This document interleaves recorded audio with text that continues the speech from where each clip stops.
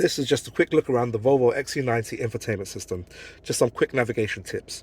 So this button here is the home button. If you press it, when you're on the home screen, it will tell you some suggestions of how to actually control it. If you press and hold the actual home button, it will turn the screen off. It will just give you access to your climate controls. To control your climate control, just click on the climate control that you want to control, like the heat, steering, cooled seats, etc. And then if you want to control the speed of everything, it's as simple as dragging your finger across the screen. You can select auto, you can go into that. Once your speed is on, you can click onto your actual temperature and choose what fan speed you want.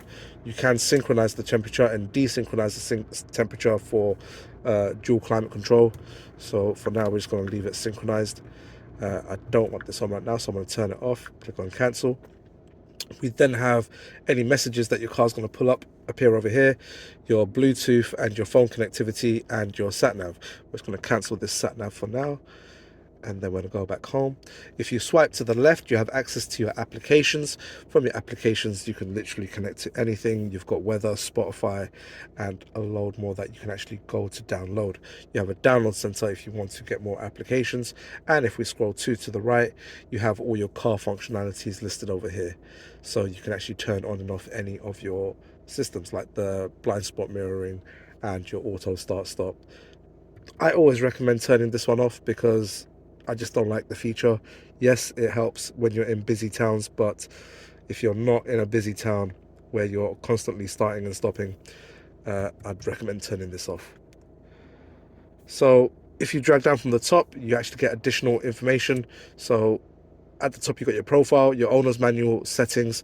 If you click into settings, you can go into a lot more controls of how to control different elements of your car. I hope you found this video useful. Just a quick one to show you the quick navigations of your Volvo. If you did, please give it a thumbs up. Subscribe to the channel and please support us grow as much as you can, because we are a channel that tries to help educate people when it comes to cars and automotive. And yeah, we're just trying to do our best. Thank you very much. Catch you on the next one. In this video, we're going to show you how to use the satnav in the Volvo XC90, or if your infotainment system in your Volvo looks like this, then chances are your operations are the same. So to get started, straight away, once you're in your main menu, and to get here, if you're in any other menu, you've got a home button over here. If you press that, it will always take you to this menu. If you press it again, it will actually give you infographics to tell you how you can actually navigate between your different screens. So to start your navigation, click on the navigation button over here, and then from here you can actually set your destination and choose where you want to go. Now from here it's pretty simple. You want to click on where it says address, and then you can just start entering the postcode of where you want to go right here. So we want to just go to, I'm just going to select any location right now, and then we're going to click on start destination. The route is being calculated. Your destination is located in an area with no access. Please follow the road for 1 mile. Once that's all loaded up, you've got information as your phone's being connected, what music you're playing on your Bluetooth, or if you've got your Spotify connected. If you want to learn how to connect your Bluetooth device, please check out the other video on the channel. And then you've got your sat-nav controls over here. You can enlarge your screen by clicking the arrow over here, or you can leave it minimized there, so it gives you more options of what you can do. If you click on the 3 dots that were there, you can then actually add additional journeys, add additional stops to your actual journey, or you can actually get a turn-by-turn direction or look at rotations. You can even get it to repeat the last information that it spoke out to you.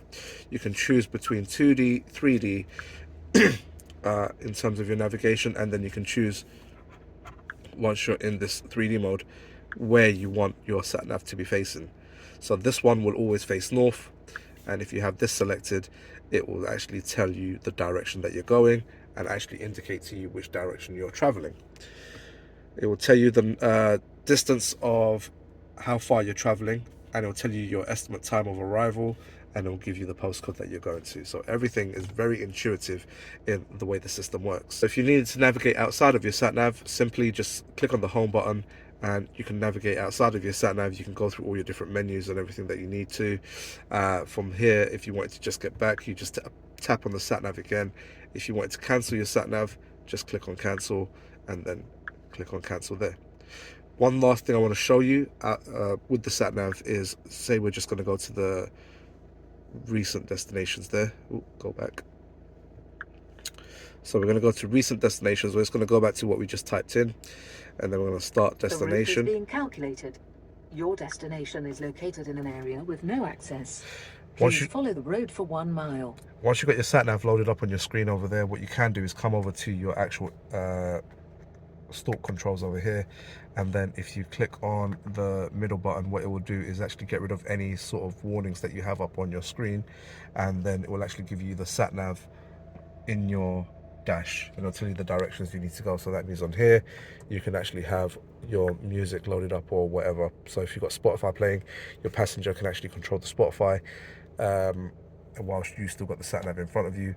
This car is fitted with the heads up display, so you actually got the information coming up on your heads up display as well in terms of your speed and your speed limits.